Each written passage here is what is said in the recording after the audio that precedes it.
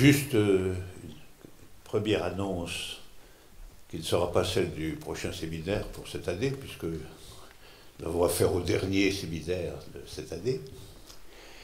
Mais je rappelle à ceux qui veulent me voir, qui ont une affaire à traiter avec moi, que j'aurai ma permanence demain, le mardi 9, à 14 h, à partir de 14 h, donc au 29 rue d'Ulm, deuxième étage.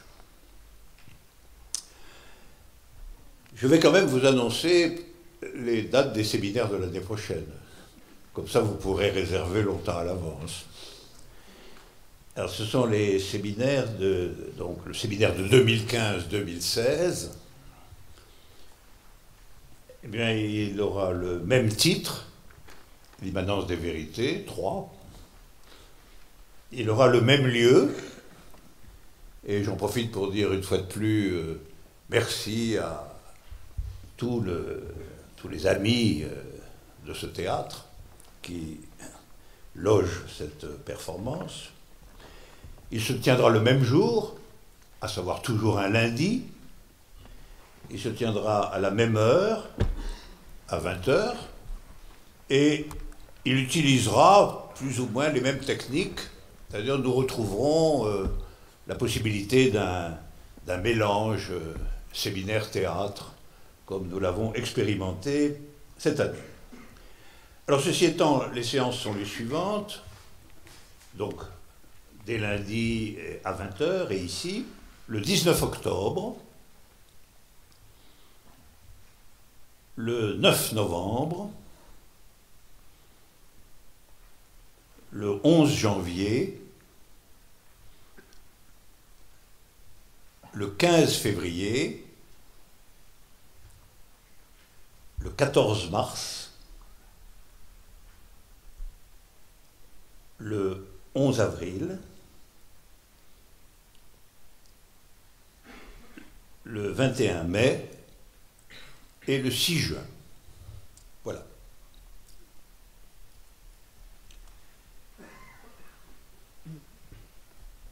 Alors donc nous sommes à la fin, de l'année, et comme nous l'avions déjà remarqué la dernière fois, où nous avons, à propos de la mort, parlé de la fin, comme vous le savez évidemment, fin c'est un mot qui a deux sens, extrêmement différents. Le premier sens c'est achèvement, cessation, terminus, et le second c'est la finalité, la destination, l'orientation, le but. Et la méditation sur la mort notamment a toujours tenté de trouver un fil dialectique qui conserverait les deux significations, ou même qui les superposerait l'une à l'autre. C'est-à-dire qui ferait que l'achèvement, la fin, est aussi le moment où se dessine la destination. C'est l'idée l'idée théologique, par exemple, qu'on sera jugé quand on sera mort. C'est-à-dire que finalement, ce qu'aura été destinalement notre vie sera tranché au moment de sa fin. Vous voyez bien que là, c'est une tentative de combiner, de superposer les deux significations du mot fin. C'est-à-dire c'est au moment de la fin au premier sens que la véritable fin au second sens se dévoile ou apparaît. Alors, ici, nous faisons pareil d'une certaine façon. C'est-à-dire ça va s'achever en un premier sens, mais ça va aussi continuer à être du point de vue de sa finalité. Donc ça n'est qu'une scansion dans la finalité, cette fin. Parce qu'on va recommencer presque tel quel, même sujet, même lieu, même heure, etc., etc. Donc la même chose, la répétition. La répétition dont nous avons aussi parlé cette année, et dont je rappelle que répéter a aussi deux sens, comme on le voit parfaitement dans le sens de répétition d'une pièce de théâtre. Et répéter une pièce de théâtre, ça n'est pas du tout la refaire, c'est au contraire la préparer, comme vous savez. Donc la répétition au sens du théâtre, c'est la finalité, en réalité, c'est la détermination interne du but final qui est la représentation, alors que la répétition, il y a une autre répétition qui est en effet la répétition mortifère, c'est-à-dire la répétition qui est la redondance du même. C'est pourquoi la répétition au premier sens est toujours autre, c'est-à-dire que deux répétitions théâtrales ne se ressemblent pas, la répétition de la même pièce est constamment différente. Et puis, par en dessous, il y a quand même quelque chose qui se répète au sens usuel. Je voudrais vous signaler au passage que même empiriquement, ce séminaire n'est pas absolument le dernier sur le sujet, parce que il y a je donnerai après ce dernier séminaire une dernière conférence à l'Université américaine de Paris, qui fait partie de la stratégie philosophique générale de ce séminaire. Et donc, il y a une fin après la fin, comme toujours d'ailleurs. La fin, c'est toujours comme le commencement. Le commencement et la fin, c'est toujours en deux temps, si on regarde de près. Et donc cette conférence s'appelle « Les attributs de l'absolu ». Elle est entièrement consacrée aussi à la problématique, en réalité, de l'infini. Et elle a lieu à l'Université américaine de Paris, qui se trouve avenue Bosquet, dans le 7e, mercredi 17 juin à 18h30. Elle est en général, à sa manière, récapitulative de ce que j'ai essayé de penser dans l'année. Hein. Il est frappant d'ailleurs que cette récapitulation soit destinée aux Américains. Tout à fait bizarre. Enfin, c'est comme ça. Alors, je voudrais profiter de cette fin qui n'en est pas une pour faire une espèce de vaste fresque de la totalité, en le prenant un peu différemment de ce que j'ai fait jusqu'à ce jour. En réalité, l'enjeu de tout cela, c'est de préciser le statut des vérités. C'est-à-dire que c'est vraiment du classicisme absolu. C'est la philosophie comme vérité, les vérités. Qu'est-ce que c'est que les vérités? La recherche des vérités.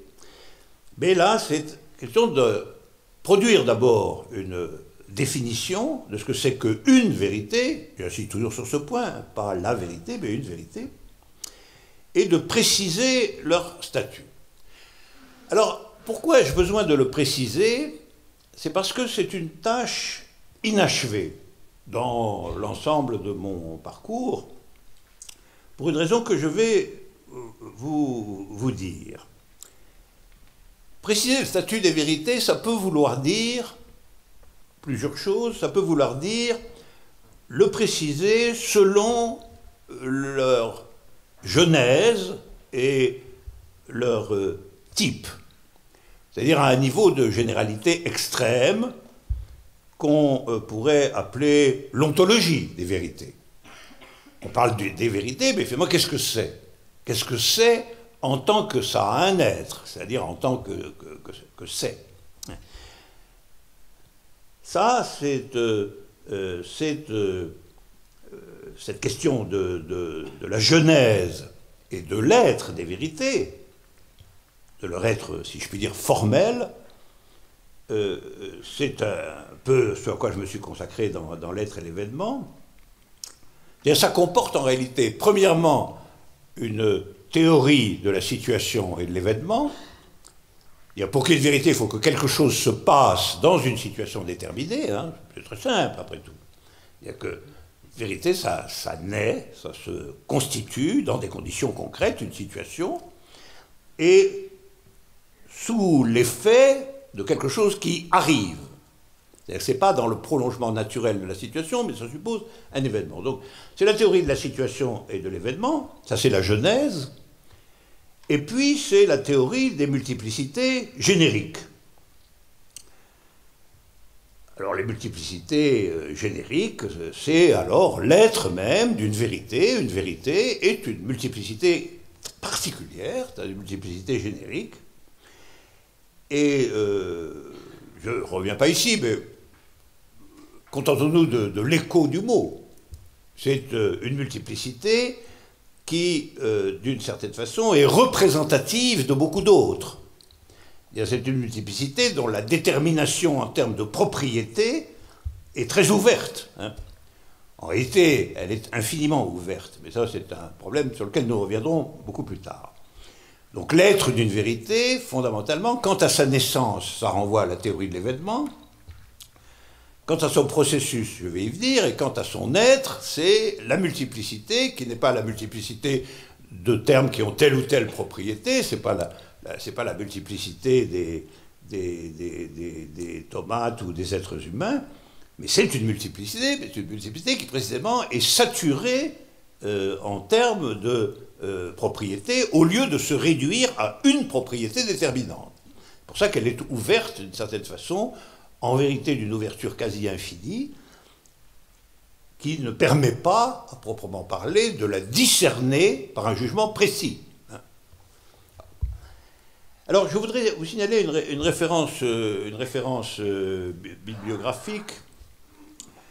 Il est apparu récemment mon séminaire de 86-87 sur Heidegger, et je voudrais vous signaler que la fin de ce séminaire est, à mon avis, une sorte d'introduction possible à ce dont je viens de parler, c'est-à-dire les vérités génériques, etc., sans appareillage mathématique, qui est présent dans l'être et l'événement, mais de façon philosophiquement narrative et dans une confrontation avec Heidegger. Alors là, pour compléter ça, et si vous en avez envie, vous pouvez lire en réalité les 100 dernières pages du séminaire sur Heidegger, ou les séances de 14 à 17, les dernières séances de ce séminaire, qui sont centrées véritablement sur l'écart entre la conception heideggerienne de la vérité et la conception que je propose, de façon finalement assez didactique et remontant à une trentaine d'années, ce qui, comme pour les bons vins, n'a fait que l'améliorer au fil des ans. Donc ça, c'est selon la genèse et l'être des vérités. J'ai aussi travaillé à la question des vérités selon leur placement dans un monde déterminé. Ça, c'est très important parce que faut bien comprendre que l'universalité des vérités, ça n'est pas qu'elles sont nulle part. Elles naissent dans un environnement mondain déterminé. Elles ont une naissance particulière. Hein. Et précisément leur universalité, elle se constitue avec des matériaux qui sont particuliers. C'est pourquoi une vérité n'est pas d'un autre monde. Elle est composée du réel d'un monde déterminé où elle a trouvé sa naissance et son application. Et par conséquent, il faut faire une théorie de ce que veut dire qu'une vérité apparaît, se construit, s'élabore avec des matériaux déterminés, donc dans un monde particulier. Il y a une origine mondaine, intramondaine, des vérités, y compris de leur universalité. C'est-à-dire que l'universalité d'une vérité est aussi une universalité située. Elle n'est pas une universalité qui s'opposerait de l'extérieur à ce qui est particulier ou singulier. Après tout, on sait très bien que même des vérités aussi universellement abstraites que les vérités mathématiques apparaissent à un moment donné. La démonstration est trouvée par une personne particulière, dont on en connaît le nom propre, et dans des moments déterminés. Et par conséquent, si universelle formellement que puisse être une vérité, il y a la question difficile, énigmatique de son surgissement dans un monde particulier et de son développement dans ce monde. Alors ça, c'est la théorie que j'appelle la théorie du corps des vérités. Les vérités ont un corps, elles ne sont pas des idéalités suspendues, et ça, c'est à quoi j'ai consacré Logique des mondes. Donc c'est un point qui est lui-même travaillé en détail. Donc, la genèse et le type de multiplicité des vérités, leur placement particulier dans un monde, et puis, troisièmement, ce qu'on peut appeler leur classification. C'est-à-dire les vérités étudiées selon leur type particulier, leur type singulier. avec la proposition que je fais de longue date qu'il y a 4 types fondamentaux de vérité: les vérités artistiques, les vérités scientifiques, les vérités politiques et les vérités existentielles ou amoureuses. Donc ça, c'est un travail sur la classification des vérités selon les 4 procédures constitutives des registres, peut-on dire, des registres quasiment sensibles dans lesquels les vérités sont prodiguées. Donc tout ça, c'est un travail fait. Et je ne veux pas vous embarrasser avec un travail déjà fait, mais je veux vous soumettre qu'un travail est en train de se faire. Voilà. Alors vous me direz, mais qu'est-ce qui reste? Ce qui reste, c'est une question très simple, c'est se demander quelle est la puissance des vérités. C'est-à-dire la question que peut une vérité. Ça, cette question n'est pas tranchée de façon immédiate et directe, comme toutes les questions de puissance, ni par le type abstrait de multiplicité qui est une vérité, ni par la manière dont elle se place dans un monde, ni par la classification qu'on en opère. C'est une question singulière. Est-ce qu'une vérité peut quelque chose? Est-ce qu'elle peut en particulier agir de façon en quelque sorte rétroactive à partir du monde dans lequel elle surgit? Est-ce que les vérités travaillent le monde dans lequel elles existent et à quel degré de puissance peuvent-elles parvenir en tant que telles? Alors vous voyez, au fond, jusqu'ici, mon étude a surtout porté dans un mouvement qui allait du monde aux vérités. Du monde pris dans son être, ou du monde pris dans sa singularité, mais comment une vérité peut apparaître, s'élaborer, se définir du point de vue du monde. Là, il s'agit d'aller des vérités au monde. C'est un renversement de la perspective, parce qu'on va s'interroger sur, supposons qu'il y ait des vérités, dont on a fait la description, la théorie, etc., quelle est leur modalité d'existence agissante, pratique, transformatrice dans le monde lui-même. Au fond, que peut une vérité dans le monde en rétroaction de son surgissement éventuel dans ce monde? Alors finalement, c'est des questions qui deviennent très concrètes et qui ont été infiniment débattues déjà. Des questions, que peut l'œuvre d'art? Que peut l'œuvre d'art? Que peut la science? Que peut la politique? Grosse question. Que peut l'amour? Voilà. Question de puissance. Le vrai soutiendra qu'en tout cas, il y a la question de sa puissance. Alors à ces questions, il y a aujourd'hui des réponses à peu près ordinaires. Il y a des réponses flottantes, comme ça, raisonnables, descriptives, qui circulent un peu partout. On dira que l'art peut enchanter la perception, disons-le comme ça. L'art peut enchanter la perception. C'est-à-dire il peut produire pour l'oreille la musique, pour le regard la peinture, pour la voix et le son la poésie, etc. Et tout cela, c'est un enchantement de la perception. Et ainsi conçu, l'art, on pourrait considérer qu'il est une drogue contemplative. Pas une drogue quelconque, mais une drogue contemplative. Il a souvent été considéré comme tel. C'est pas une hypothèse absurde. Et on pourrait dire au fond que l'art, c'est la plus sophistiquée des drogues. C'est plus noble que le shit. Je dis ça parce que Rimbaud les mettait à peu près sur le même, au même niveau. Quand il dit, quand il parle de son talent poétique, il l'appelle une de mes folies. Une de mes folies. Pas tellement plus noble à ses yeux que que les escapades en Angleterre, ou que l'absinthe, ou que la relation homosexuelle avec Verlaine, ou que le rapport à sa maman.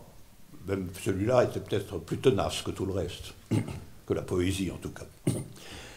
Donc on peut dire, l'art, c'est une figure de drogue contemplative, de drogue sophistiquée, et parce que son ressort propre, c'est d'avoir toujours, in fine, un rapport à la perception ou au sensible, à l'univers sensible. Et je propose de dire qu'il l'enchante parce que c'est le plus suggestif des vocables, finalement. Hein. Et au lieu que ce soit la perception comme moyen d'exister, comme ustensilité, comme guide de la pratique, c'est la perception comme contemplation, c'est-à-dire comme se suffisant à elle-même, d'une certaine façon, ou étant complète elle-même.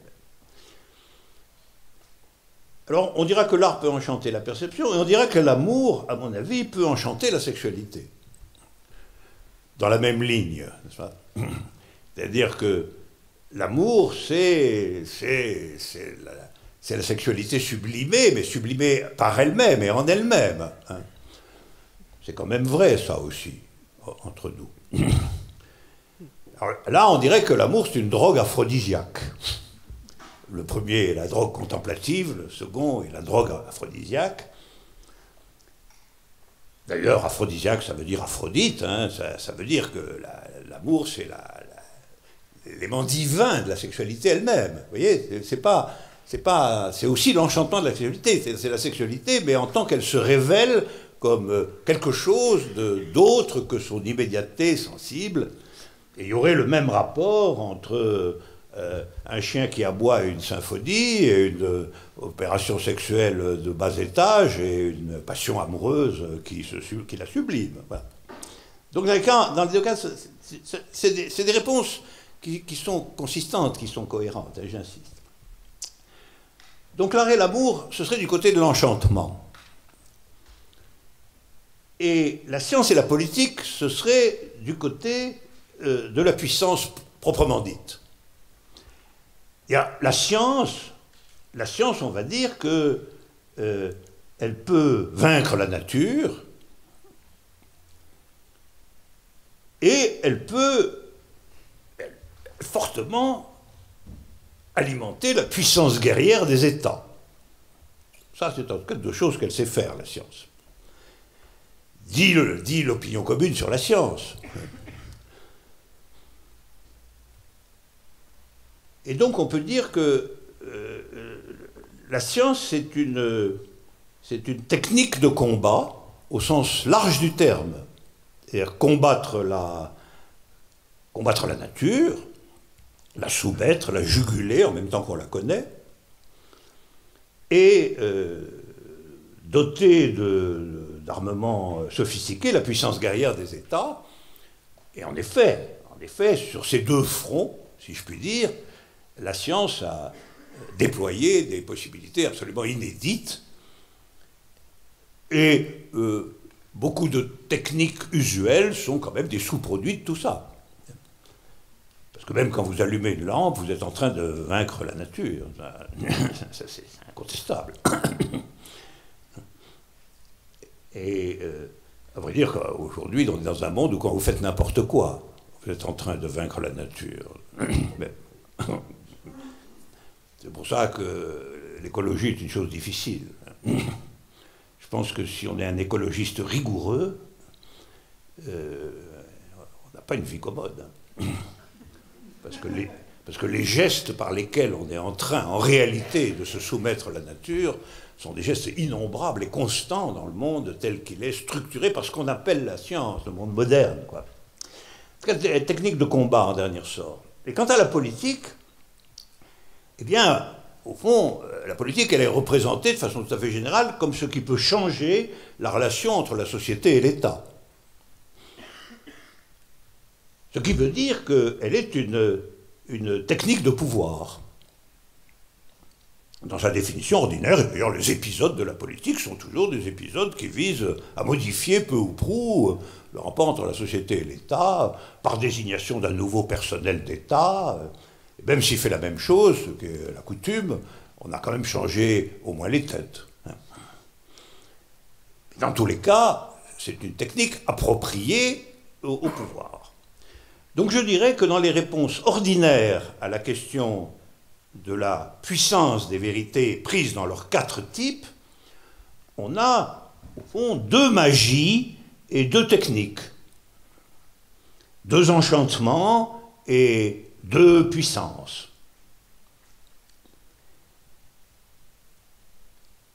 Alors, ce qui frappe tout de suite, avant même d'aller au fond de leur examen, c'est que 2 magies, 2 techniques, on voit bien que la logique de l'intérêt ou de l'émerveillement, personnel ou collectif, commande un peu la chose.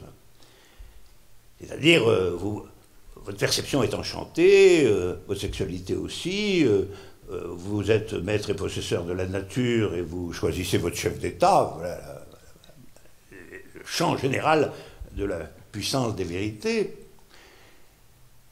Alors, ce qui est quand même déjà annulé, me semble-t-il, dans cette description convenable, d'une certaine manière, c'est un motif fondamental des vérités, à mon avis, qui est leur statut d'exception, d'abord,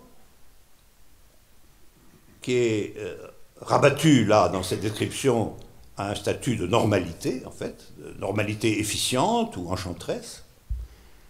Leur universalité, puisque rien de tout cela n'exige ou ne commande que les vérités soient universelles, puisqu'elles sont décrites par leur efficience immédiate, et surtout leur dimension, en fin de compte, intrinsèquement désintéressée. C'est-à-dire le déliement que toute vérité opère par rapport à la figure immédiate de l'intérêt, fût-il l'intérêt sensible, l'intérêt, ou même l'intérêt de la pensée. Alors reprenons les choses point après point. En vérité, l'art, par exemple, déconcerte la perception, souvent bien plus qu'il ne l'enchante immédiatement. En réalité, l'art, plutôt qu'un enchantement permanent de la perception, ça c'est sa vision consommatrice, il est une éducation de la perception. Et comme toute éducation, eh bien, il y a l'exercice d'une autorité. On peut même dire que l'art, c'est la grande matrice d'éducation de la perception. C'est-à-dire de révéler dans la perception des capacités différentielles qu'elle ne soupçonnait pas. C'est-à-dire de faire entendre des différences qu'on ne savait pas que le son, l'agencement des couleurs, etc., était capable. Donc nous nous approchons de l'idée qui va être fondamentale, que l'art, c'est toujours la découverte d'une capacité inconnue. Bon. Donc il déconcerte la perception plus qu'il ne l'enchante, au point que d'une certaine manière, quelquefois, c'est le cas en d'une partie de l'art contemporain, la déconcerter est l'objectif poursuivi, beaucoup plus que de l'enchanter, ce qui pose des problèmes d'ailleurs. Alors, l'amour, il organise en réalité, un passage dialectique très tendu, l'amour entre le 1 et le 2, on peut le dire comme ça. Au passage, il enchante pas mal de choses, c'est vrai, mais dans sa ligne stratégique, il n'est pas facile. D'ailleurs, il y a des campagnes actuelles qui disent que l'amour, méfiez-vous. Regardez d'abord sur Mythique, regardez si vous avez vraiment affaire à quelqu'un qui vous ressemble, quelqu'un qui allait à la... Voilà.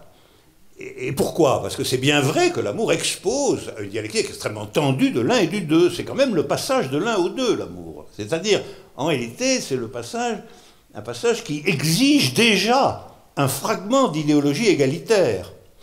Même si il y a des inégalités en l'amour, tout ce qu'on veut, à la fin des fins, c'est quand même l'un et l'autre dans une relation conjointe qui modifie la perception du monde dans un passage de 1 à 2.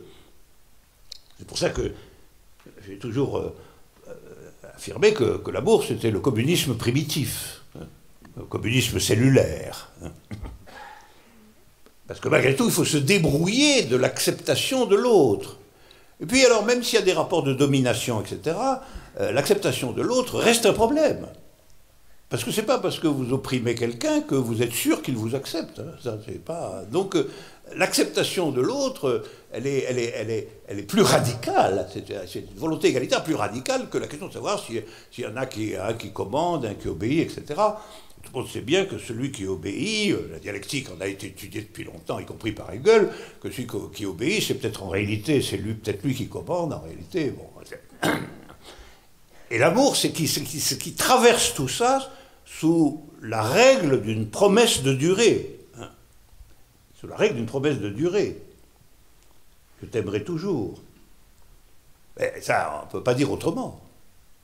On ne peut pas dire à quelqu'un « je t'aimerai 5 minutes ». Ça, c'est pas possible. Même « je t'aimerai 2 ans ». Dans 2 ans, c'est fini. C'est une errance ouverte, dans laquelle la dialectique du 1 et du 2 doit se maintenir à travers les péripéties de ses réversions, des circonstances traversées, etc. C'est pour ça qu'on est obligé de dire « je t'aimerai toujours », même si on n'est pas sûr. Hein. Et alors, la science en elle-même n'est pas réductible à la technique. C'est là tout le point. Ce qui est dit de la science aujourd'hui est fusionné avec ce qui est dit de la technique. Or, la question de la puissance de la science, ce n'est pas la question de la puissance des applications techniques de la science. Il n'y a pas de vérité technique. Hein, il y a des efficacités techniques, mais il n'y a pas de vérité technique. Donc, toute la question de la vérité revient sur la science elle-même et pas sur ses applications techniques. Donc dire la science, elle est ce qui nous permet de combattre la nature, c'est une autorisation lointaine. La science, elle est d'abord quelque chose qui manie des formalismes, des théories, et qui prend position sur des phénomènes de façon absolument déconcertante pour la pensée. Ça, de même que l'art déconcerte la perception, la science, fondamentalement, déconcerte la pensée. Franchement, la question de la nature, elle est très éloignée dans la science. Alors que la reconstruction de la nature par la physique contemporaine, c'est une reconstruction extraordinairement difficile à comprendre seulement. Et donc, la pensée est déroutée, déconcertée par la science, bien plus qu'elle n'est projetée vers une efficacité technique, etc. Parce que quelqu'un qui allume un bouton électrique, il met en branle en effet des technicités considérables, mais il n'a pas le moindre contact avec la science qui est sous-jacente. Au contraire, son geste est bâti sur l'ignorance absolue de ce qu'il est en train de faire. Et donc, on n'est pas du tout dans la science, dans cette affaire. La science est un dispositif de pensée absolument radical dans son autosuffisance, justement. Dans son autosuffisance. Et en outre, on sait que la science proprement dite a disloqué tout le long de son histoire les opinions confortables sur le monde, sur ce qui se passe, même des grands savants mathématiciens comme Cantor arrivaient à être stupéfaits de ce qu'ils découvraient eux-mêmes. Quand Cantor a vu qu'il y avait autant de nombres rationnels que de nombres entiers, il a dit « je le vois mais je ne le crois pas », alors qu'il venait d'en donner la démonstration. Ben oui, mais justement, on ne voit rien dans un moment. On est aveuglé par l'évidence démonstrative, bien plutôt qu'on a une vue, on est déconcerté. Et quant à la politique, eh bien, il faut affirmer que la politique, elle trouve en elle-même sa signification et sa puissance, et non pas dans la stricte corrélation à l'exercice du pouvoir d'État. La grande politique moderne, mais à mon avis la politique véritable de tous les temps, c'est une politique qui est la réalisation collective de principes ou d'idées qui est à elle-même sa propre fin. L'État n'étant dans cette affaire le plus souvent qu'un obstacle ou un support provisoire dont il faut se méfier comme de la peste, car en réalité, très souvent, le pouvoir d'État, loin d'être la réalisation d'une politique, en est la corruption. C'est quand même la leçon la plus générale de l'histoire humaine que l'État est un puissant facteur de corruption notamment de corruption de l'idée, de corruption de ceux-là même souvent qu'il a construit, qu'il a renouvelé. Donc la dialectique de la politique doit partir de l'autosuffisance de la politique, même si à un moment donné il est intéressant de prendre le pouvoir d'État pour telle ou telle raison, c'est pas le problème. Le problème c'est que c'est pas ça qui crée la finalité véritable de l'existence politique comme vérité. C'est exactement la même chose que le rapport de la technique à la science, ça veut dire. Et vous savez, la technique corrompt la science aussi. Parce que petit à petit, les scientifiques qui prennent trop l'habitude d'être au service des confortables rémunérations de la technique sont corrompus dans l'existence intrinsèque de la science. Donc la technique, bien sûr, la science sert de la technique, mais on ne peut pas dire que pour autant il soit faux que la technique est en état de corrompre la science, et d'autant plus quand cette technique est en réalité appropriée par le dispositif de l'intérêt matériel, stricto sensu, c'est-à-dire l'organisation technique au service du capitalisme est un puissant facteur de corruption de l'activité scientifique, parce qu'elle exige que cette activité scientifique soit rentable. C'est-à-dire qu'on puisse en voir, en réalité, l'efficience technique.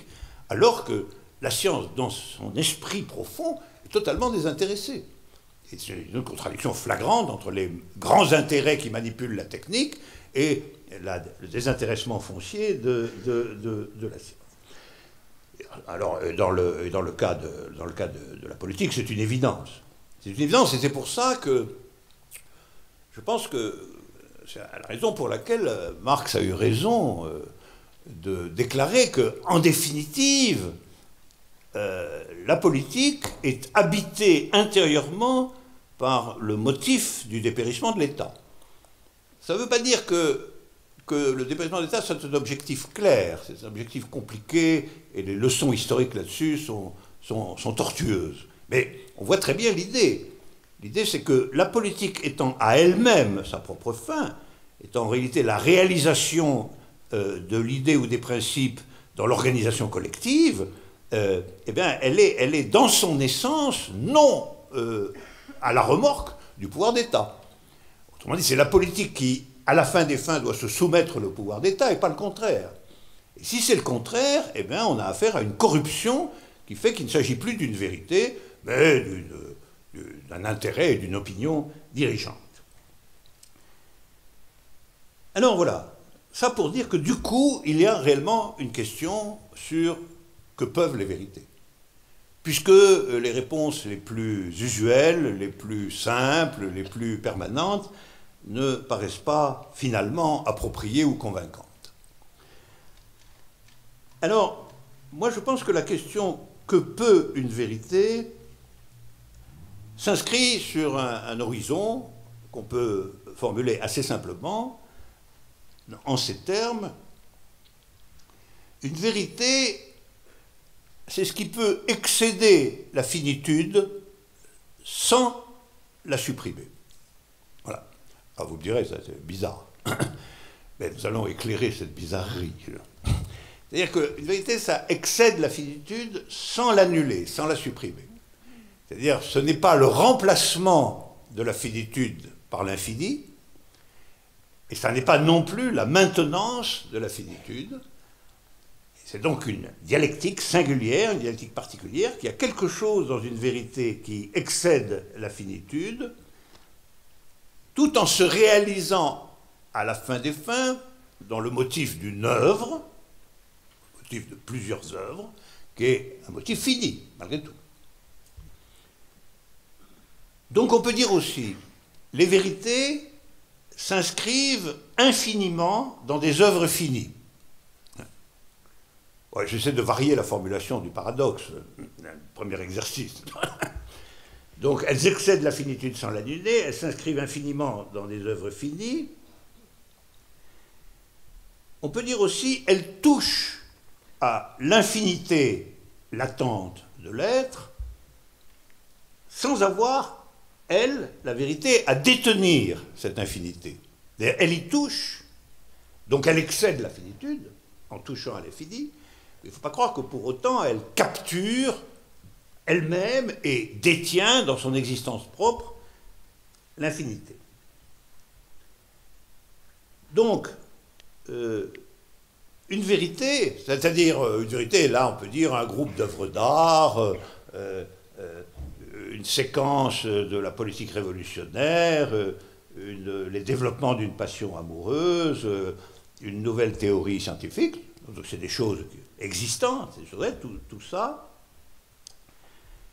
Tout ça, c'est composé d'œuvres finies, en tant qu'œuvre, en tant que corps de vérité, on peut toujours dire que c'est fini, mais cette finitude, et là ce sera ma dernière métaphore, cette finitude témoigne pour l'infini. Je pense que c'est la meilleure métaphore. C'est-à-dire que l'œuvre d'art, elle est le témoin d'une infinité, elle n'en est pas la réalisation, c'est pas la descente de l'infini dans le fini, comme pensaient les romantiques, mais elle témoigne sur ceci que, dans la finitude elle-même, il est possible de soutenir que l'infini existe. Pour ce faire, c'est-à-dire pour témoigner en tant qu'œuvre de l'existence de l'infini sans avoir à l'incorporer à proprement parler, il faut qu'elle opère à partir d'un hasard. Parce que, chose étrange mais fondamentale, l'élément du hasard est requis ici pour que l'on comprenne ce que veut dire excéder la finitude. Alors hasard, ça veut dire qu'il y a quelque part une donnée événementielle. Il y a une donnée événementielle, il y a quelque chose est arrivé qui perturbe en un certain sens les normalités de la finitude, qui les embrouille, et le travail de l'œuvre exige ce point-là. Le travail de l'œuvre, lui, est en général extraordinairement discipliné, par contre.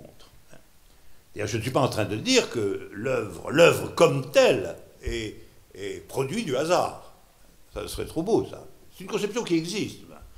Conception de l'intuition géniale. Donc, pour comprendre en quel sens une vérité peut être, au-delà de la finitude, toucher l'infini sans le capturer, si je puis dire, il faut comprendre qu'elle procède du hasard, mais aussi qu'elle le nie.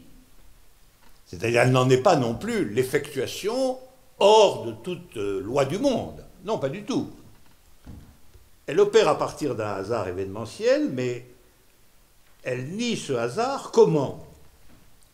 Eh bien, elle le nie par un travail subjectif inédit sur les conséquences de ce hasard. Les conséquences réelles, mondaines. Le schéma général proposé ici, c'est que la dialectique entre le fini et l'infini dans une vérité se soutient d'un travail régulier, d'un labeur qui, en un certain sens, est toujours l'invention d'une logique, en réalité.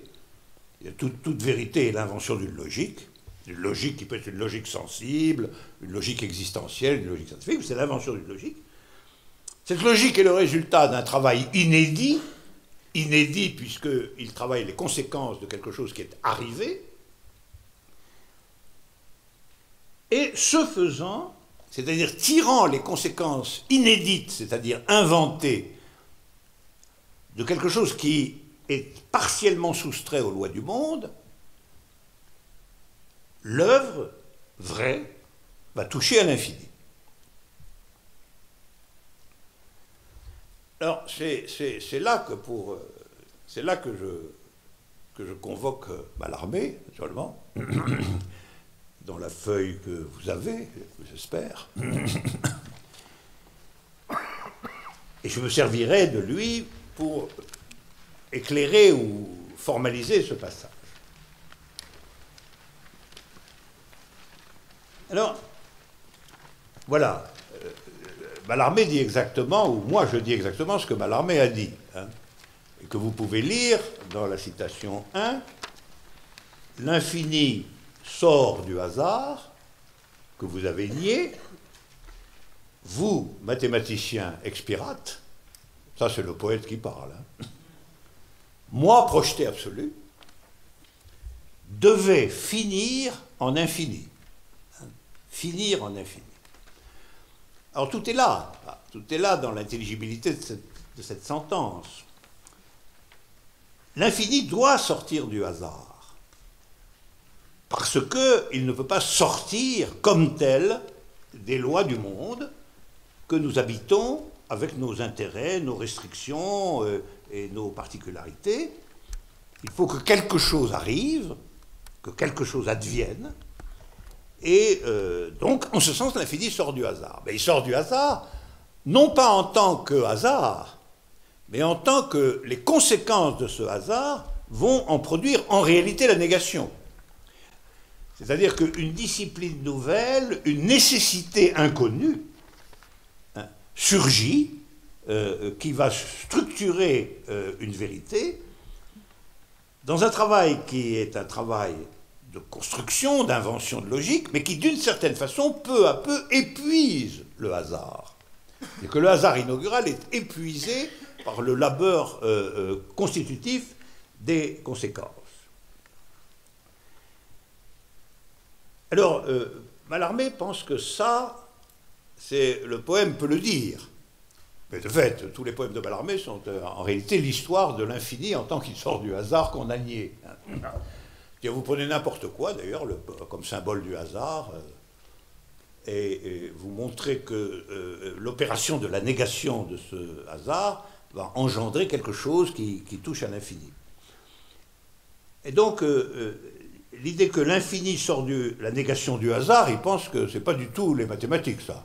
Donc, vous, mathématiciens, vous allez laisser votre peau dans cette affaire. Mais ça, c'est un règlement de compte. C'est un règlement de compte parce que ce à quoi Mallarmé veut mettre fin, c'est à ce qu'il imagine être le monopole des mathématiciens sur l'idée d'infini, en réalité.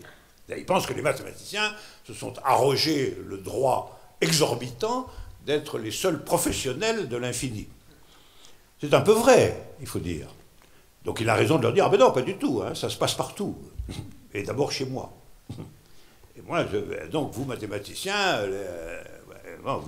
expirates de voir que l'infini en tant que négation du hasard, eh bien, je peux en faire poème. Bon. Alors moi, projeté absolu, ben, évidemment, alors ça c'est très important et nous y reviendrons, ça veut dire que c'est celui qui touche à l'absolu, c'est le sujet dans cette affaire, au bout du compte. C'est-à-dire le sujet du protocole de vérité, c'est lui qui va être projeté vers l'absolu, et c'est lui qui pourra dire ben, je devais finir en infini. Il devait finir en infini. Alors évidemment, l'expression finir en infini, vous en goûtez tout le sucre quand même. Hein. Finir en infini. Alors là, on a la synthèse la plus ramassée possible dans la langue de ce que je suis en train de vous expliquer, à savoir qu'on va au-delà de la finitude, on va vers la fin, par conséquent, mais justement, cet épuisement de la finitude va toucher l'infini. Donc on va finir en infini, vous voyez, les exercices sur le mot fin, sur la matrice de fin, dans cette concentration.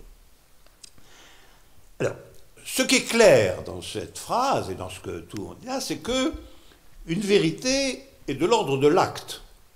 Il y a une vérité, ça c'est très important, une vérité c'est pas, il faut se débarrasser de ce point, une vérité ce n'est pas de l'ordre du jugement.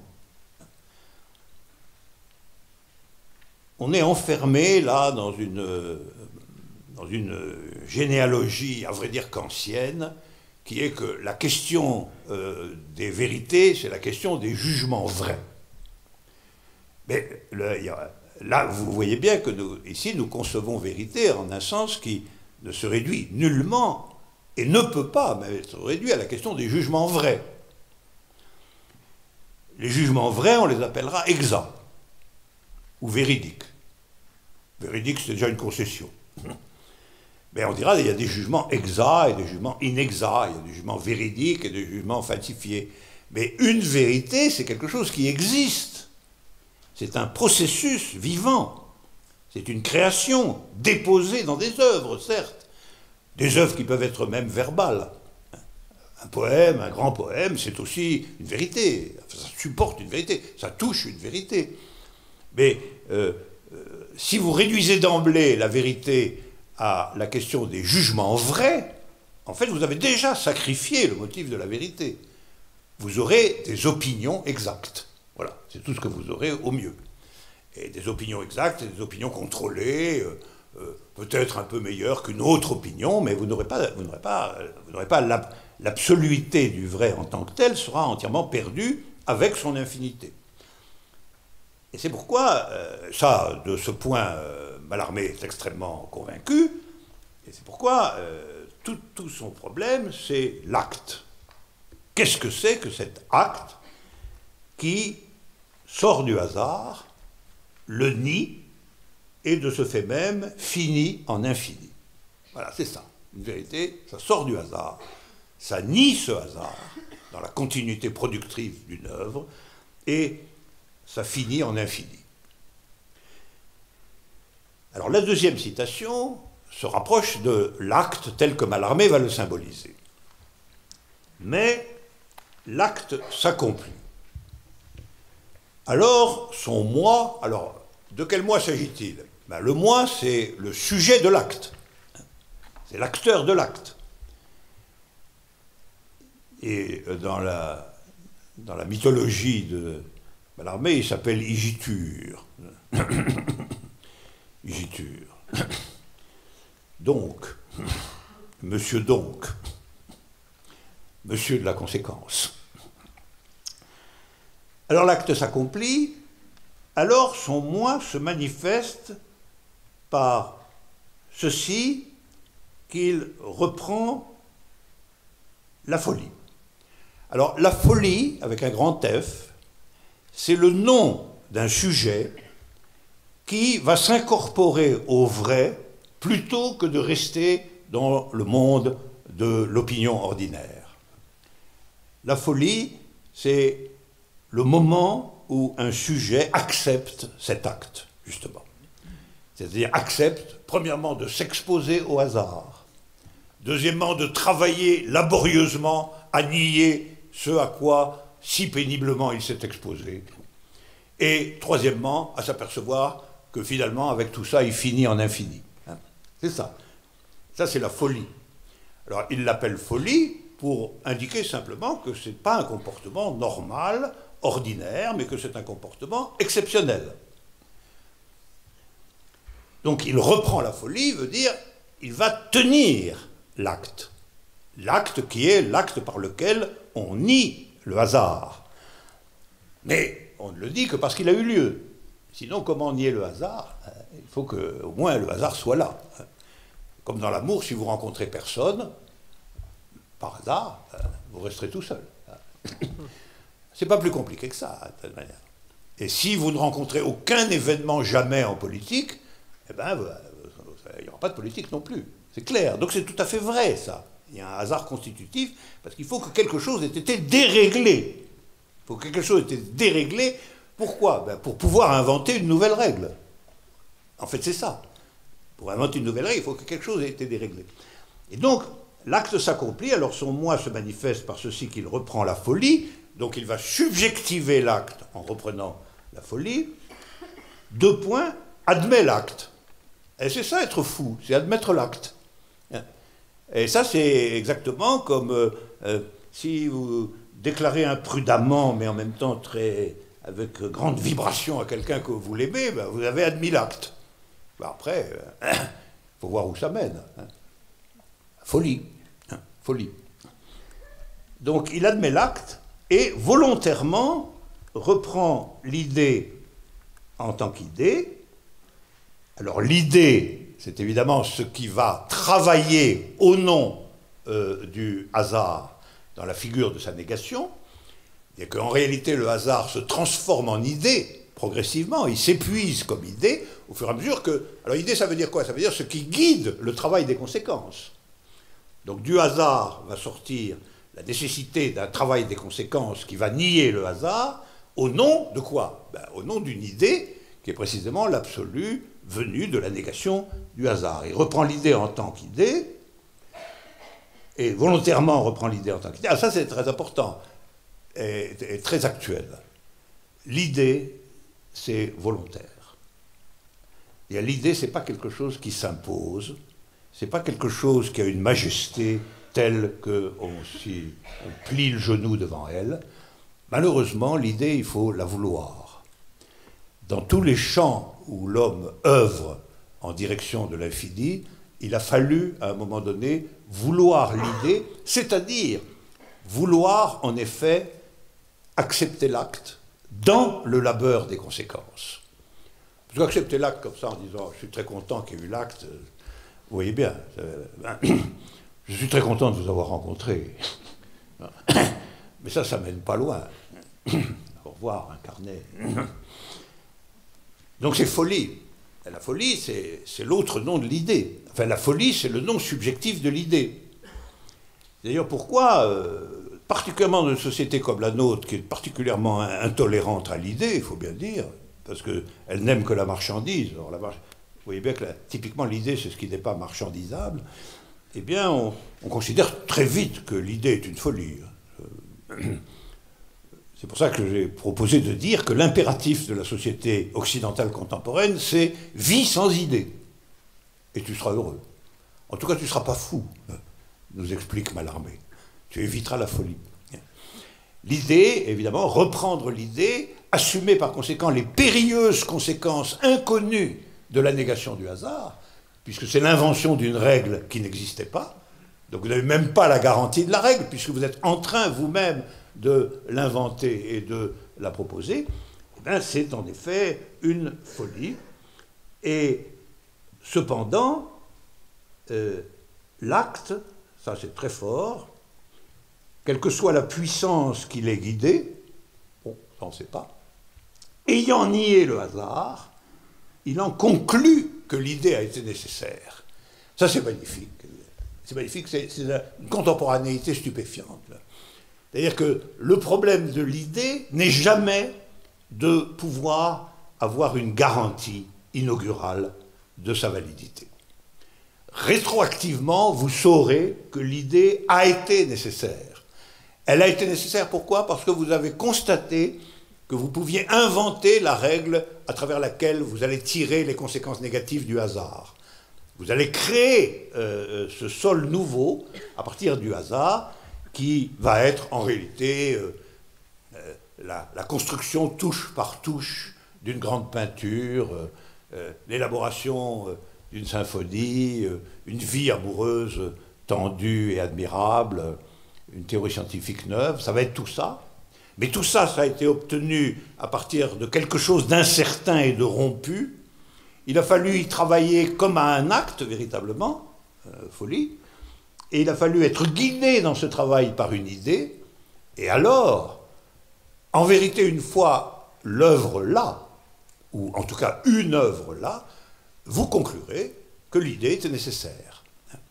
Mais si vous demandez au début, montrez-moi que l'idée est nécessaire, c'est terminé. Il n'y aura rien. Il n'y aura rien.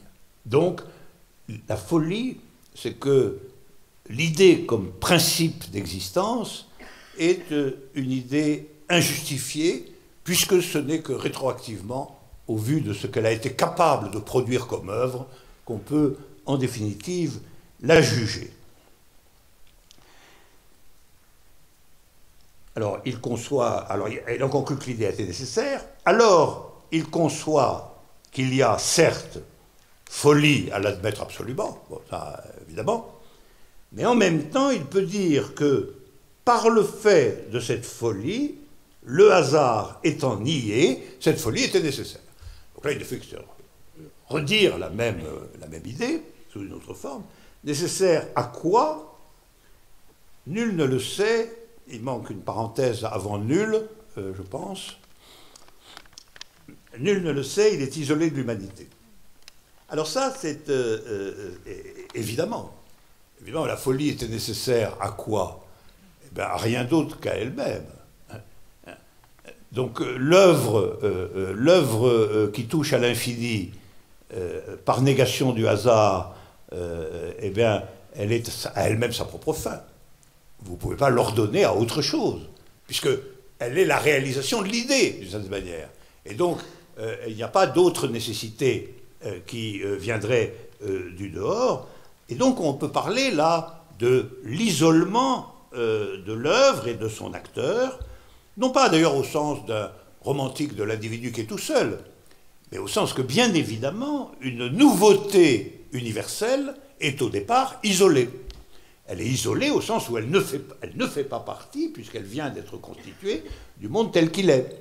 Elle se surajoute dans sa séparation, dans son isolement, au monde tel qu'il était avant que son hasard soit nié.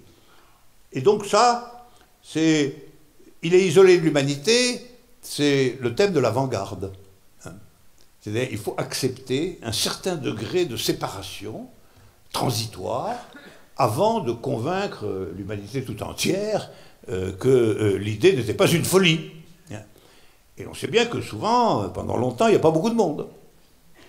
Il n'y a pas beaucoup de monde dans tous les domaines. Même encore aujourd'hui, il y a beaucoup de monde qui ne sont pas convaincus par Copernic et Galilée que c'est la Terre qui tourne autour du Soleil. C'est pas achevé, c'est pas unanime. Et si vous examinez, c'est tout pareil. La manière dont s'impose une nouvelle orientation picturale, c'est un temps très compliqué, marqué par des tas de polémiques. L'académisme est toujours là qui veille pour constituer des barrages. Et donc, en définitive, tout le monde sait que c'est une folie. Et comme tout le monde sait que c'est une folie, il y a quand même toujours une écoute possible aux gens qui vous disent « Attention, n'allez pas dans cette affaire. Ne vous occupez pas de nier le hasard. D'abord, hasard, il n'y a pas, il n'y a que la nécessité. Et puis, si vous vous engagez dans cette affaire, vous ne savez pas où ça vous mène. Et ça, c'est le cas de le dire, parce que où ça vous mène, c'est finir en infini. Alors, l'infini n'est pas ce dont l'état de la situation, l'idéologie dominante veut vous faire cadeau. Elle va vous en protéger autant que faire se peut, et vous contenir dans une raisonnable finitude alimentaire. Alors tout ce qu'il en est, c'est que sa race a été pure. Alors race ici est pris au sens de la tribu, c'est-à-dire au sens de ceux qui sont avec lui. Le petit nombre de ceux qui sont avec lui. C'est pris dans le Igitur dans son ensemble, dans une métaphore familiale, mais qu'il ne faut pas... c'est une métaphore, naturellement, ça ne déconne pas. Le groupe qui a agi par folie est pur. Alors, l'explication va être donnée. Elle a enlevé à l'absolu sa pureté pour l'être et n'en laissé qu'une idée elle-même aboutissant à la nécessité. Alors, appliquez-vous, parce que un peu comme ça, mais c'est d'une implacable logique. Hein. Une implacable logique. Qu'est-ce que ça veut dire, ça? Ça veut dire que toute idée véritable est une idée qui, d'une certaine façon, opère en médiation provisoire de l'absoluité du vrai. L'idée, en tant qu'elle guide la pratique réelle de la négation du hasard, l'idée en tant qu'elle est l'idée de l'œuvre, tout simplement, que ce soit une représentation artistique, une intuition scientifique, l'idée en tant qu'elle est le guide de l'œuvre est évidemment médiation avec l'absolu, et donc, d'une certaine façon, elle désépare l'absolu. Elle enlève à l'absolu sa réputation de séparation pure, d'indifférence au monde, d'extériorité au monde. Et quand elle enlève l'absolu sa pureté, ça veut dire elle le dédivinise. Elle lui ôte sa réputation d'être une transcendance divine à l'absolu. Évidemment, puisqu'elle va prendre sur elle cette pureté. C'est-à-dire que l'œuvre va prendre de l'absolu quelque chose pour exister dans la règle neuve de sa création. Et donc elle touche à l'absolu, mais quand vous touchez à l'absolu, vous lui enlevez un petit peu de sa séparation, évidemment. C'est-à-dire il n'est plus cette magnifique chose extérieure, inaccessible, et à laquelle on peut rester foncièrement indifférent, finalement.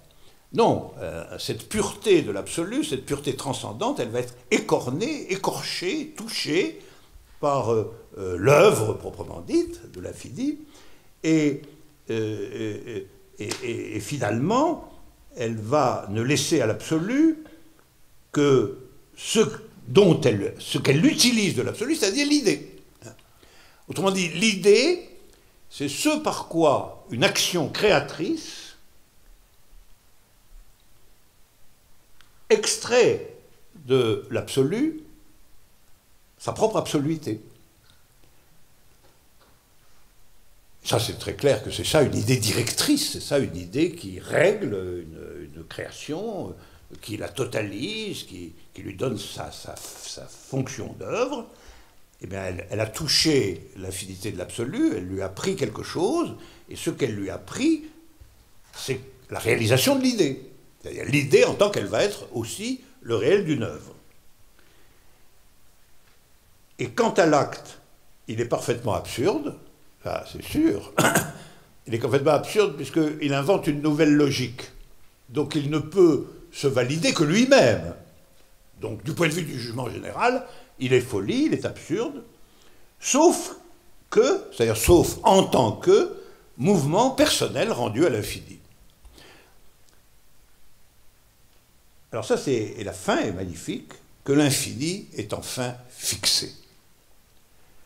Et ça, c'est extrêmement beau parce que c'est une définition de l'œuvre, une définition absolument générale de l'œuvre. L'infini est fixé. C'est-à-dire qu'il a été touché par le fini. Parce que qu'est-ce qui peut fixer l'infini? Ben, c'est le fini qui peut le fixer, naturellement. Donc là, nous avons la conclusion finale que l'œuvre, elle a touché l'absoluité de l'infini, elle l'a métamorphosée en idée, cette idée a commandé l'acte de négation du hasard, l'acte de négation du hasard a inventé une nouvelle règle, une nouvelle logique, créatrice d'une œuvre, œuvre qui, naturellement, est finie en tant qu'œuvre, mais néanmoins a fixé, pour un temps, l'infini. Voilà, c'est pas souvent qu'on trouve un texte pareil, que je vous ai commenté, même pas tout à complètement, et qui n'est qu'une petite partie de Higiture. Alors, une fois dit tout cela, comment allons-nous procéder pour notre propre compte? Quel va être l'avenir de tout ça? Alors, je vais là faire à la fois des rétrospectives et des annonces, en un certain nombre de points. Premièrement, une hypothèse concernant le monde contemporain. Cette hypothèse, c'est que la finitude est le noyau de l'idéologie dominante. C'est pour ça qu'on s'intéresse à cette question, après tout. Ça n'a pas toujours été le cas. Dans la domination religieuse, le noyau de l'idéologie dominante peut être dit l'infini. Simplement, c'est un infini séparé, un infini distinct. C'est un infini tel qu'il n'y en a pas de folie, sauf peut-être les mystiques. Mais ils ont toujours été soupçonnés d'être un peu fous, de fait. L'autorité religieuse les a toujours tenus en grande suspicion. Eux avaient peut-être le sentiment qu'il fallait peut-être nier le hasard aussi, si on voulait entrer en communication véritable avec Dieu. Que c'était peut-être pas uniquement en faisant ce qu'on vous ordonnait, en étant bien sage dans son coin, que le Dieu allait se montrer. Et ils ont aussi pensé que c'était peut-être une violence, un hasard, etc. Mais nous sommes dans le monde de la mort de Dieu, malgré tout, nous sommes dans le monde qui se présente comme un monde laïcisé, et donc c'est la finitude qui est de façon explicite le noyau de l'idéologie dominante. Et cette finitude confronte de manière extérieure la limitation de l'individu à l'illimité du marché mondial, on peut le dire comme ça.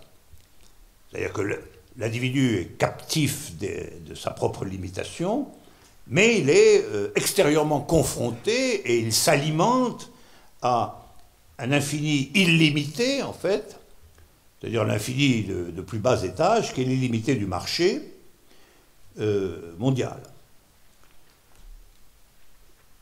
Comme vous le savez, la mort là-dedans désigne métaphoriquement cette limitation constitutive de l'individu. Et une métaphore intéressante, c'est que dans notre société, même le cadavre est marchandisé, comme le montrent les excellents magasins de pompes funèbres. Et quand vous regardez un magasin de pompes funèbres, de façon un peu attentive, pas simplement comme une curiosité, c'est riche d'enseignements. Vous payez pour le cadavre, vous achetez les ornements du cadavre, de façon à ce que lui-même, le cadavre, soit enrobé de marchandises, avec un cercueil coûteux, des gerbes de fleurs, etc. Tout ça qu'on vous vend, comme n'importe quoi d'autre. Mais finalement, vous le vendez au cadavre. Même. Donc c'est son dernier achat, le malheureux. Il ne le sait pas, mais c'est son dernier achat.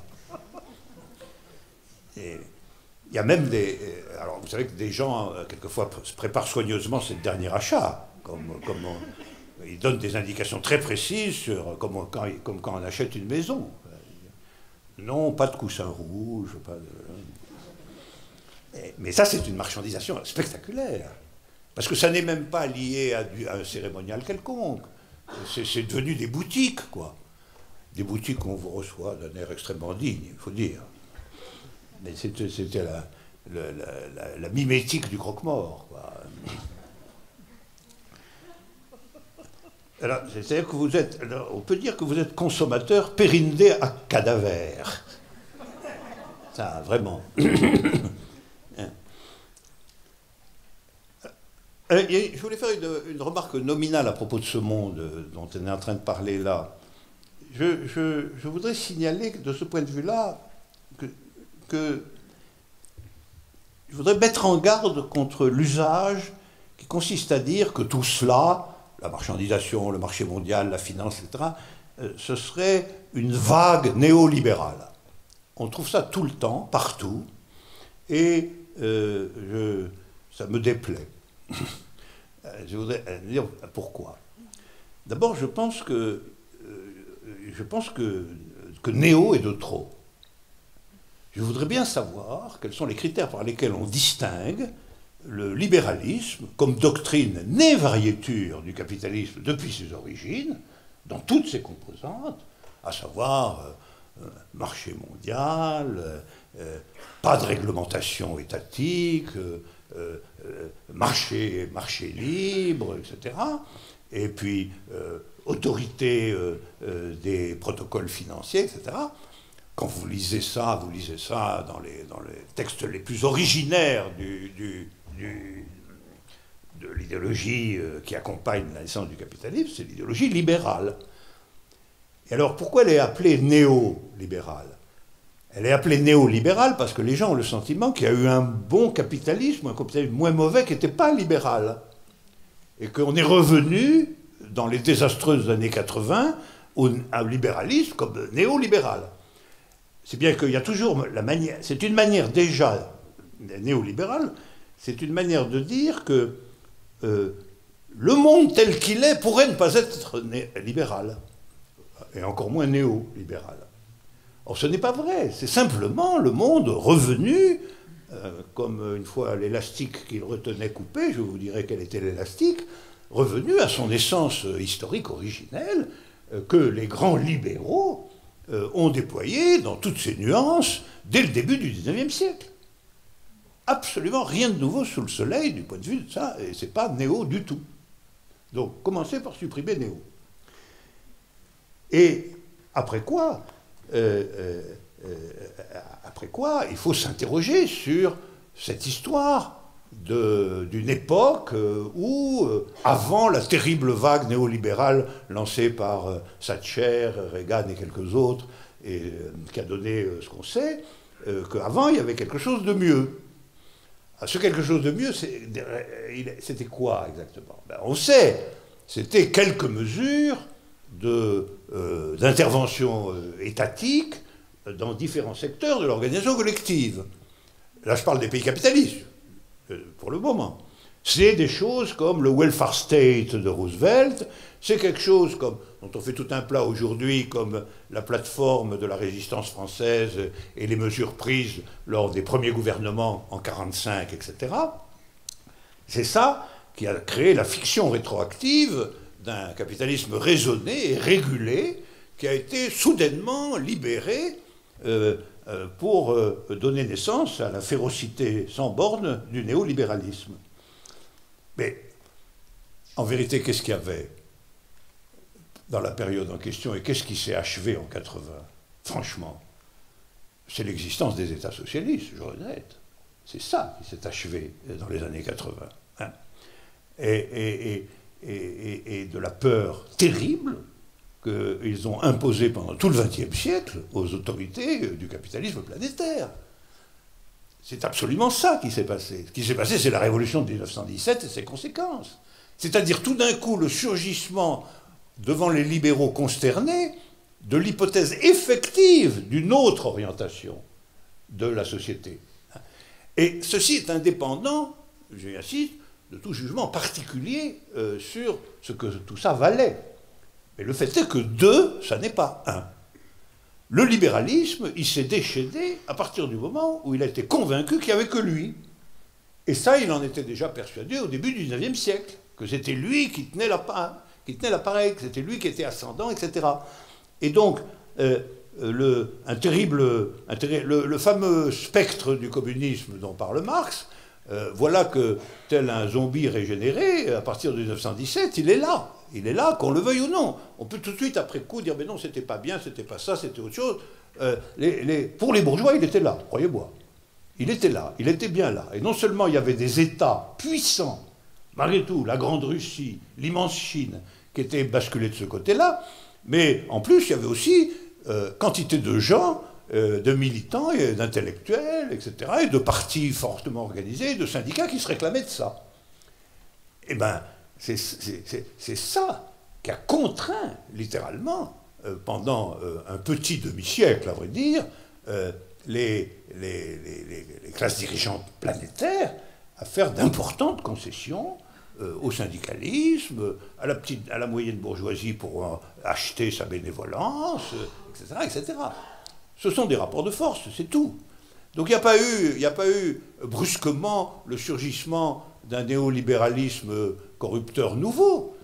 Il y a eu le fait que tout d'un coup, assez brutalement, on va dire, il y a eu la très agréable surprise de l'effondrement de tout ce qui avait constitué cette deuxième voie. Et le retour du 2 à l'1. Et c'est là où nous sommes aujourd'hui. Aujourd'hui, il y a la conviction planétaire qu'il y a, en matière d'organisation de la société, d'organisation de l'économie, etc., il n'y a qu'une seule orientation, qui est l'orientation du capitalisme mondialisé.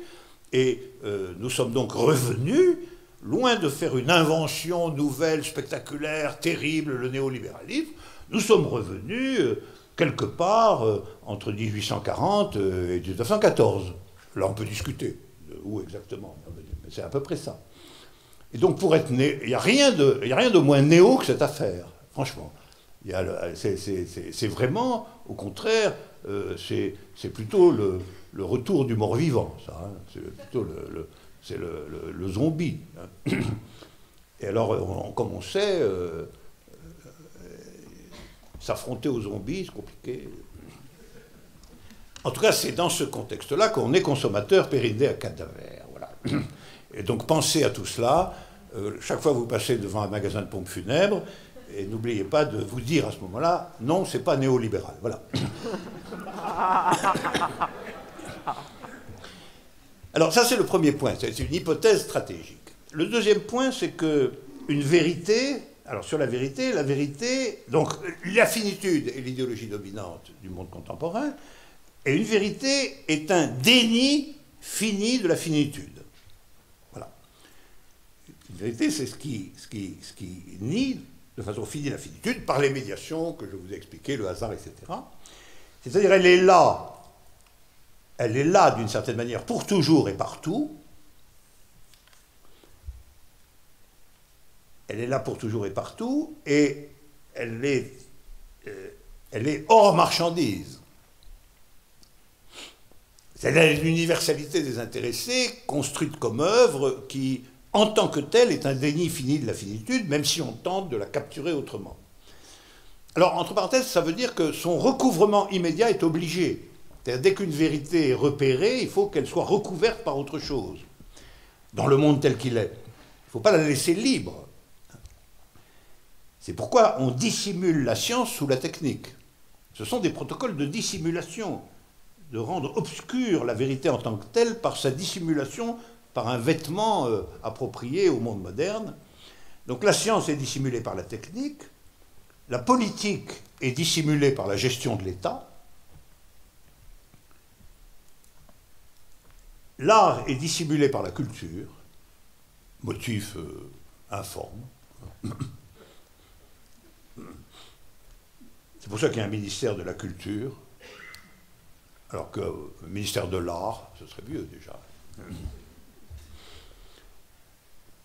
Et quant à l'amour, il est dissimulé de plus en plus par une espèce de mixture contractuelle entre le divertissement sexuel et la petite entreprise familiale, avec avantages réciproques et balance des pouvoirs. Mais ça, ce sont des opérateurs en cours de dissimulation. Et je pense que c'est intéressant pour vous, là, dans la vie quotidienne, de repérer les opérateurs de dissimulation de vérité, parce que c'est une activité incessante. Une activité incessante. C'est constamment réalimenté, et on peut... C'est un exercice de santé personnelle que de repérer ce type de dissimulation qui est constamment même si forte qu'elle est inconsciemment présente. Un exemple typique que je prends souvent, c'est quand une innovation scientifique, une découverte scientifique au sens propre d'une vérité neuve surgit et que les journaux, pour des raisons X, sont obligés d'en rendre compte ou pensent qu'il faut en rendre compte. Par exemple, la démonstration par Wiles du théorème de Fermat. Alors comme c'était un problème qui était posé depuis le XVIIe siècle et qui était résolu que maintenant, ça faisait événement journalistique. Donc voilà les rédacteurs en chef en train de commander à quelqu'un un article sur le théorème de Wiles. Il faut voir ce que c'est le théorème de Wiles. Même les plus grands mathématiciens ne sont jamais sûrs de l'avoir complètement compris, la démonstration. Donc, le malheureux commence par son article par une découverte dont on se demande à quoi elle sert, quoi. Il s'interroge sur la signification technique, en réalité, du théorème de Wiles. Il finit par découvrir ou par rappeler que tout ça touche à la question des nombres, donc les nombres, ça touche à la question des nombres premiers, et que les nombres premiers, ça sert dans le cryptage informatique. Et là, il est rassuré. Il a recouvert le théorème de Wiles d'un voile digne des pompes funèbres. Voilà, et ça, ce sont les opérations de recouvrement. Alors ça, c'est la description négative. Ensuite, ça veut dire que il faut tout reconstruire du point de vue de la pensée dans un mouvement qui va plutôt aller de l'infini au fini que inversement. Parce que si on s'installe dans la finitude, il est très difficile là je parle au niveau conceptuel, au niveau formel, si on démarre par la finitude, on y stagne du raison de sa loi propre. Et après, on va diviser les deux. C'est-à-dire, on va avoir une division de l'infini et une division du fini. On ne va pas les confronter dans une séparation inégale, on va tenter de voir quel est le mouvement qui les lie l'un à l'autre et qui les divise dans ce mouvement. Alors c'est ce que j'ai fait jusqu'à présent, ça je le rappelle avant de terminer. En 2013-2014, j'ai examiné les procédures de l'infini. C'est que je partais de l'infini au niveau formel. Alors on sera obligé d'y revenir l'année prochaine un tout petit peu pour avoir le panorama conclusif, le panorama complet. Normalement, je dois terminer tout le travail l'année prochaine, devant vous. Je rappelle à ceux qui ont suivi ça, mais on y reviendra, qu'on avait distingué 4 types différents d'infini. Donc la division de l'infini était aussi à l'œuvre immédiatement. C'est-à-dire l'infini par transcendance, qui est le plus connu, c'est celui qui est manié par les théologies, l'infini de résistance à la séparation, c'est-à-dire l'infini par compacité interne, qui fait que ça ne se divise pas facilement, l'infini par poussée intérieure de très grandes parties, c'est-à-dire l'infini immanent à lui-même, si je puis dire, et l'infini de proximité à l'absolu, c'est-à-dire l'infini verticalisé. Alors ça a des noms, ça, hein, en mathématiques. Le premier, par transcendance, ça s'appelle inaccessible. La mathématique est déjà intéressante par ses nominations. C'est un truc très, très précis. Infini inaccessible, et en effet, après, il donne une définition très précise de inaccessible, mais c'est bien. Ensuite, c'est compact. Ben oui, résistance à la séparation, l'infini compact. Ensuite, c'est complet. Les grandes parties s'agencent à l'intérieur de telle sorte qu'il y a une poussée qui complète en quelque sorte l'infinité. Et puis, un exemple type de ce qui vient après, c'est-à-dire proximité à l'absolu, c'est super compact. Il y a quelque chose d'encore plus gros qu'on appelle énorme. D'ailleurs, il y a aussi presque énorme, énorme, n énorme, et puis après, on ne voit plus rien. Après, on est si près de l'absolu que tout disparaît. Voilà, ça, on reviendra, mais c'était simplement pour vous donner une idée descriptive du fait que cette question de l'infini ne va absolument jamais être prise dans une dialectique simple des deux termes. Elle va se nouer dans des multiplicités confrontées l'une à l'autre. Et alors, cette année, qui se termine là, nous avons étudié plutôt les procédures du fini. Alors on a, je le rappelle, du point de vue de la pensée, on a montré le fini constructible, le fini qui donne des preuves constructibles, qui propose à la pensée des preuves constructibles, contre le raisonnement par l'absurde, qui lui suppose l'infini, le point d'impossible, la négation de la négation, enfin toute une série d'attributs qui touchent à l'infini. Et puis après, on a travaillé sur l'identité. On a montré que la clôture d'une identité est impossible. On a travaillé sur la répétition. On a montré, j'y suis revenu tout à l'heure, que la répétition était scindée. On a travaillé sur le mal. On a proposé de dire qu'il y avait une priorité du bien, et que du coup le mal était une fausse finitude. On a parlé de la nécessité, évidemment on a déjà convoqué le hasard, alors, dont on a reparlé aujourd'hui, on a parlé de Dieu. Entre parenthèses, Dieu, c'est une catégorie intéressante, parce que c'est une catégorie qui, à proprement parler, n'a pas de contraire. Ça, les catégories qui n'ont pas de contraire sont des catégories intéressantes. C'est pour ça que Dieu est une catégorie intéressante. Oui, il y a ceux qui disent le contraire de Dieu, c'est le diable. Mais ça, franchement, c'est le pauvre avec sa queue et sa fourche, il n'est pas à la hauteur, quand même. Il n'est pas à la hauteur. Et on n'a jamais pu arriver, bien que le manichéisme soit une tendance très forte de la pensée théologique. Parce qu'en un certain sens, du point de vue du pouvoir de la théologie, le mal, c'est plus important que le bien, quand même. C'est-à-dire le châtiment du mal, c'est très important. C'est ça qui permet de tenir les gens, quand même.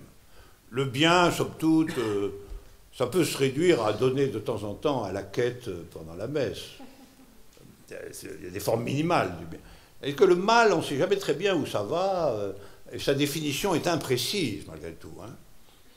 Je suis toujours frappé de voir que certaines pratiques, par exemple sexuelles, sont tolérables si on est marié, mais affreuses si on ne l'est pas. Bon, il y a une incertitude du mal qui est flagrante. Et l'incertitude du bien, ça n'a pas d'importance. Que l'incertitude du mal, ça a de l'importance parce qu'il faut l'interdire. Or, dès que vous avez des interdictions, il faut qu'une interdiction soit précise. Et donc la question du mal, ça occupe beaucoup plus les théologiens que la question du bien. La question du bien, Dieu s'en occupe. La question du mal, c'est le turbin du prêtre, ça. Et donc il faut qu'ils disent qu'est-ce qui est mal, qu'est-ce qui est pas mal. Alors voilà, Foucault a étudié ça de très près pour la sexualité. C'est un travail sans fin qui oblige à une contention, à une observation, etc. Extrêmement. Qui doit toucher quoi, quelles sont les parties interdites et les parties licites, quelles sont les copulations autorisées. Bon, finalement, avec un canard, c'est pas bien. Mais avec la femme du voisin, c'est pas bien non plus. Et puis finalement, si on le fait comme ci ou comme ça. Bon. Mais vous voyez, ça, c'est bien la preuve qu'il n'y a pas. Ce n'est pas vrai que Dieu est un contraire. Dieu, au fond, il est épongé par son infinie bonté. Et quand on essaie de le présenter comme un père fouettard, c'est un peu contradictoire quand même. Parce qu'on se demande comment il peut sortir de la toute-puissance, de la toute-satisfaction de soi, de la transcendance absolue, etc., pour s'occuper du gars qui a fait ça avec un canard. Franchement, c'est un personnage déraisonnable, si on le voit comme ça. Et donc, il faut que celui qui s'occupe du mal, il ne peut pas être le symétrique de celui qui s'occupe du bien. C'est pas vrai. Donc Dieu, ça n'a pas de contraire à proprement parler. Et c'est une catégorie intéressante et inépuisable à cause de ça. Et je ferai peut-être un exposé un jour sur le caractère propre des catégories qui n'ont pas de contraire. Parce qu'en philosophie, elles posent des problèmes, et elles posent des problèmes à la dialectique. Évidemment, une catégorie qui n'a pas de contraire pose un problème à la dialectique. Parce que, au fond, en général, on fonctionne comme ça. Si vous étudiez la folie, ben vous allez étudier la raison, en réalité. Le grand livre de Foucault sur la folie est typiquement ça. C'est-à-dire qu'en fin de compte, l'essence de l'approche de la folie, c'est la nouvelle conception rationaliste de la raison. Et si vous étudiez la nature, vous allez étudier la technique, et ainsi de suite. Et si vous étudiez Dieu, c'est pas vrai que vous allez étudier le diable. On peut parfaitement s'en passer. On peut parfaitement s'en passer. Et au fond, on a l'impression qu'il a toujours été collé là pour l'imaginaire. C'est une catégorie imaginaire, le diable. C'est même pas vraiment une catégorie symbolique, c'est une catégorie imaginaire. C'est pour ça qu'il a beaucoup stimulé les peintres, les sculpteurs, etc. Ils adoraient les oreilles, la grande queue, les cornes, etc. Et il était très aisément représentable sur le théâtre. Très lointainement, dès les représentations médiévales de la Passion, on a vu le personnage du diable apparaître. Le personnage de Dieu, alors à la rigueur, son fils, et représenter le père, ça a toujours été dur, à part la barbe, c'est un vaste problème. Et ça, c'est parce que Dieu n'a pas de contraire. Alors bref, tout ça, c'était des catégories qui étaient les catégories des opérateurs de finitude. Et le fait que ça aille de l'identité à Dieu, identité, répétition, mal, nécessité, Dieu, est significatif parce qu'il y a un lien étroit que nous revoyons encore aujourd'hui très fortement entre la clôture identitaire et Dieu. C'est-à-dire que Dieu fonctionne très souvent comme garantie d'une clôture identitaire. C'est le rôle de la religion. La religion a toujours été un facteur de clôture identitaire. Voilà. On ne savait pas trop où sont les frontières, mais en tout cas, un protestant, ce n'était pas un catholique, quoi. Ça, c'était... Et encore aujourd'hui, on le voit, Dieu est convoqué à tout bout de champ pour des clôtures identitaires. Et ça montre que l'ensemble des opérations de finitude sont liées entre elles, effectivement. La plus maniée, c'est quand même l'identité, sous la forme de la nation, la famille, la race, le groupe professionnel, etc. etc. Mais comme ces clôtures sont toujours incertaines, et j'ai même démontré, je crois, qu'elles étaient impossibles, c'est-à-dire qu'aucune identité n'arrivait à se clore, qu'elle soit finie ou qu'elle soit infinie, finalement, Dieu, c'est un opérateur de clôture. Et lui, on peut toujours dire qu'il est un opérateur de clôture. on en sait suffisamment peu pour qu'il soit ça aussi. Donc il peut être le Dieu au nom duquel se prononce que l'identité est réellement fermée. Et c'est pour ça qu'on a vu des choses extravagantes dans l'histoire des religions, comme l'apparition en Angleterre d'un Dieu anglais. Ben, le Dieu anglican, c'est un Dieu anglais. C'était extraordinaire, quand même. Bon, il ne faut pas bien voir que cette tendance de connexion, c'est le cas le plus pathologique, je pense. Il fallait vraiment l'empirisme conquérant des Anglais pour imaginer que Dieu avait leur nationalité.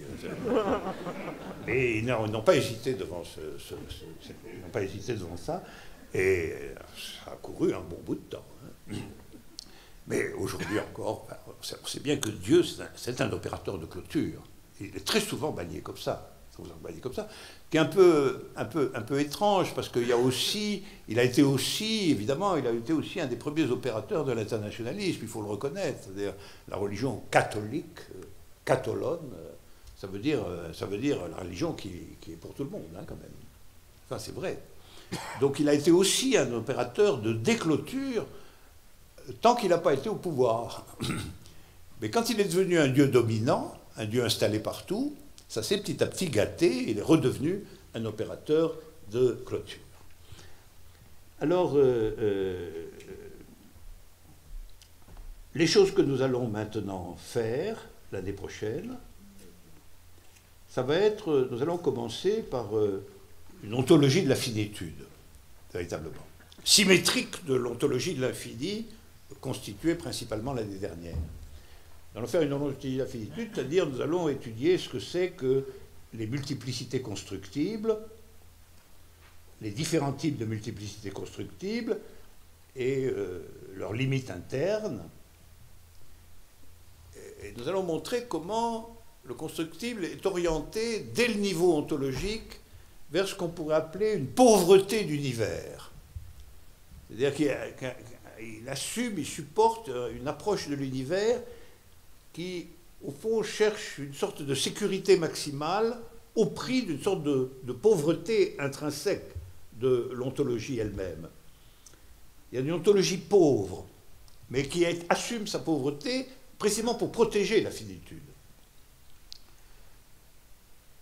Ensuite, nous étudierons les processus de finitisation, ou les processus de finitude, de mise en fini,